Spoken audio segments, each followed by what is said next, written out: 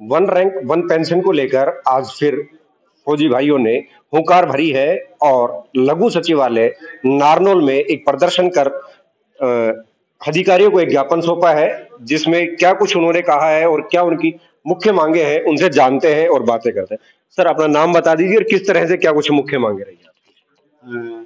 मेरा नाम बलवान फौजी है और मैं महेंद्रगढ़ से जूं गांव का हूं।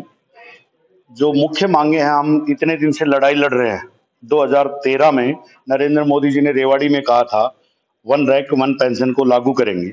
उसके बाद जब टाइम आया लागू होने का, तो जो हमारे अफसर साहिबान थे उन्होंने मिल करके सरकार से साठ गांठ कर करके, और वो सिर्फ अपने हक में, अफसरों के हक में करके, और जवानों को वैसे के वैसे छोड़ दिया।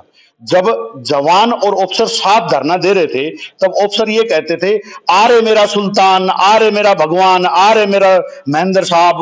उनको बड़ा जोश से वैसे करते थे। जब हमारे कैप्टन साहब ने जब फैसला हुआ, उसकी कॉपी मांगी, तो उन्होंने बोला कि तू कॉपी का क्या करेगा। तो अफसर साहबो, आपने अपनी जेब भरने के लिए कॉपी लगाई थी क्या? तो उन्होंने, जो सरकार की इसके में गलती नहीं है, क्योंकि जो अफसरों, जो हमारे प्रतिनिधि थे, जो हमारे लिए काम कर रहे थे, उन्होंने अपने जेब भरने का काम किया।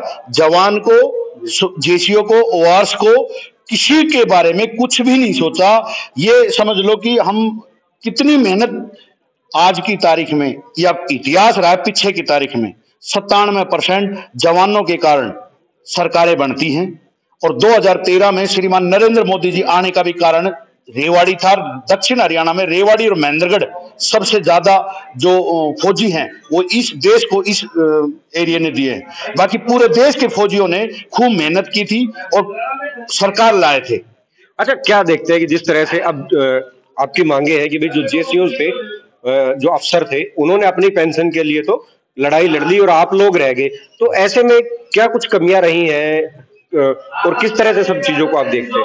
मैं भूतपूर्व सैनिक रामा हूं। मैं जो आरओपी के अंदर जो हमारे अगुवाई थे जनरल सतबीर सिंह, उन्होंने हमारे साथ छल कपट और धोखा किया।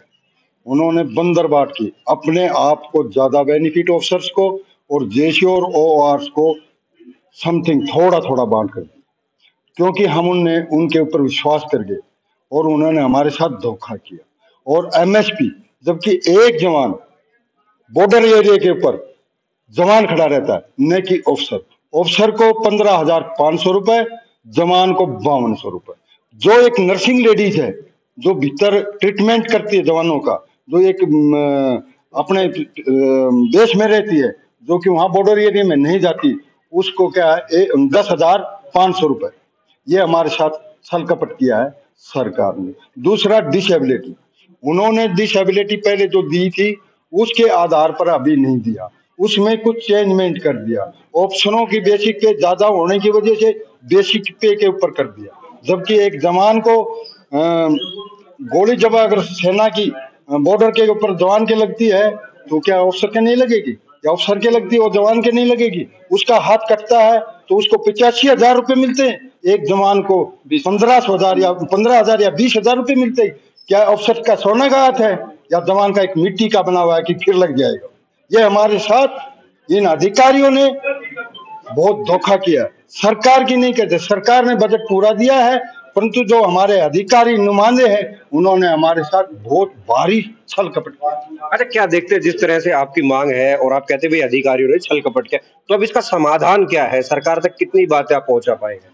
सरकार से हम ये कहना चाहते हैं कि जहां भी जैसे इस तरह की कोई गतिविधि होती है, कहीं भी बैठक या धरना प्रदर्शन होता है, तो हमारे जवान और जेसीओज के नुमाइंदे भी वहां पे होने चाहिए और उनको भी जो कोई भी कॉपी है उनको दी जाए और उनकी बातों को भी सुना जाए। सैनिक और क्या बोलते सिपाही और जेसीओ, इनके बिना सेना, एक्चुअली सेना तो यही है, अफसर तो वो सिविल में के अंदर आते हैं, वो सेना में नहीं आते। उनको तो बाद में ये सारी फैसिलिटी दे दी। इनका राशन पहले फ्री भी नहीं था, बाद में फ्री किया गया है, ठीक है। और जब जवान हमेशा अफसर से आगे चलता है ना कि पीछे चलता है, लेकिन जवान आगे चलता है और मरते भी सबसे ज्यादा जवान ही, लेकिन उसको फैसिलिटी में पीछे क्यों रखा जाता है? जब कोई पैसे देने की बात आती है, उनकी फैसिलिटीज की बात आती है, तो उनको पीछे कर देते हैं, उनकी कोई सुनाई नहीं होती। ऐसे ही प्रमोशन में भी ऐसा ही करते हैं। और कहीं भी है कोई भी फैसिलिटीज है, उसके अंदर हमेशा जवान को चाहे सेना में रहते हुए, चाहे हम यहाँ पेंशन आने के बाद भी हमारे साथ धोखाबाजी कर रहे हैं बैठ करके वहाँ पे। अच्छा, कब तक ये आपका प्रदर्शन है चलता रहेगा? क्या सरकार से कोई आश्वासन आप लोगों को मिला है? देखो जी, आगे जी। देखो जी, अभी तक किसी प्रकार का कोई आश्वासन, कोई नुमाइंदा हमारे सामने नहीं आया। आज 45वां दिन धरने का चल रहा है जंतर मंतर पर, कोई नहीं आया है। इसमें इन्होंने क्या किया कि जब अपनी स्ट्रेंथ दिखाने के लिए सब लोगों ने हमारा साथ ले लिया और वहां अपना अधिकार ले लिया और ये हम ऐसे ही रह गए। और जी जहां -डिग्री 40, अब कब तक ये धरना आपका लोगों का चलता है? जब तक हमारी मांगे नहीं सुनी नहीं जाएंगी, ये कंटिन्यू चलता ही रहेगा। भूतपूर्व सैनिकों की मांगे हैं और जंतर मंतर पर लगातार धरना जारी है।